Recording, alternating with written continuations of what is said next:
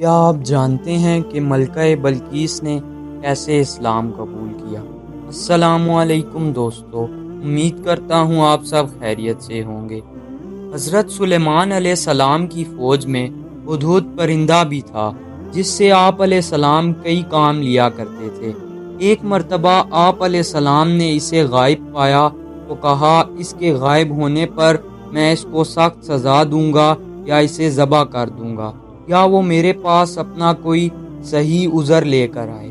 کچھ دیر کے بعد ہدہد ایسی خبر لے کے آیا کہ جس سے اللہ کے نبی حضرت سلیمان علیہ السلام بھی بے خبر تھے۔ اس کی غیر حاضری کا معقول عذر ہونے کی وجہ سے قصور قابل معافی تسلیم کیا گیا۔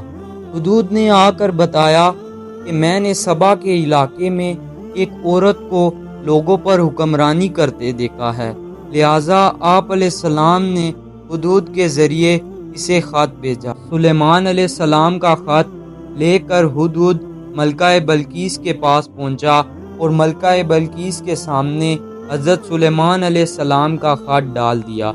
ملکہ نے خط دیکھا کہ اس کی ابتدا بسم اللہ سے ہو رہی تھی، اور ساتھ ساتھ ملکہ بلقیس کو مسلمان ہونے کی دعوت دی گئی تھی۔ ملکہ بلقیس نے اپنے وزیروں سے مشورہ کیا کہ کیا کیا جائے۔ انہوں نے بڑی جذباتی انداز میں کہا، آپ جو بھی حکم کریں گی ہم تعمیل کرنے کے لیے تیار ہیں، جیسا آپ چاہیں ویسا کریں۔ ملکہ بلقیس نے حضرت سلیمان علیہ السلام کا خط پڑھتے ہی یہ سمجھ لیا کہ ہمارے اندر حضرت سلیمان علیہ السلام اور ان کے لشکر کا مقابلہ کرنے کی صلاحیت نہیں ہے، اس لیے ہمیں ان سے صلح کر لینا بہتر ہے۔ لہٰذا اس نے اپنے وزراء کو کہا کہ بادشاہ جب کسی بستی میں داخل ہوتے ہیں تو وہاں کے معززین کو ذلیل کر دیتے ہیں، اس لیے بہتر یہ ہے کہ کچھ تحائف دے کر اندازہ لگا لو کہ وہ بادشاہ ہیں یا اللہ کے نبی ہیں۔ اگر وہ بادشاہ ہوں گے تو قیمتی تحائف فوراً قبول کر لیں گے اور ہم سے صلح کر لیں گے، اور اگر وہ واقعہ ہی اللہ کے نبی ہوں گے تو ہمیں ان پر ایمان لانا ضروری ہوگا۔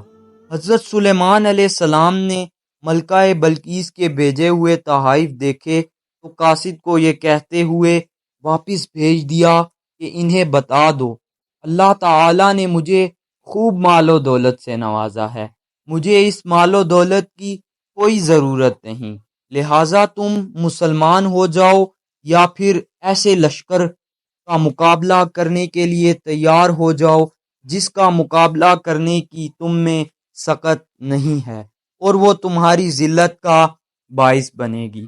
جب حضرت سلیمان علیہ السلام کے قاصد نے جا کر ملکہ بلقیس کو بتایا کہ انہیں اللہ تعالیٰ نے خوب مال و دولت دے رکھا ہے، لہٰذا وہ تمہارے خلاف بہت بڑا لشکر لے کر آ رہے ہیں، ملکہ بلقیس فوراً سمجھ گئی اور اس نے اپنے وزراء سے کہا کہ چلیں حضرت سلیمان علیہ السلام پر ایمان لے آتے ہیں۔ جیسے ہی وہ وہاں سے نکلی، اللہ تعالیٰ نے بذریعہ وحی آپ علیہ السلام کو مطلع کر دیا۔ آپ علیہ السلام نے اس کا تخت منگوا لیا اور اس کے شیشے کا ایک محل تیار کروایا تاکہ اس کا امتحان لے سکیں۔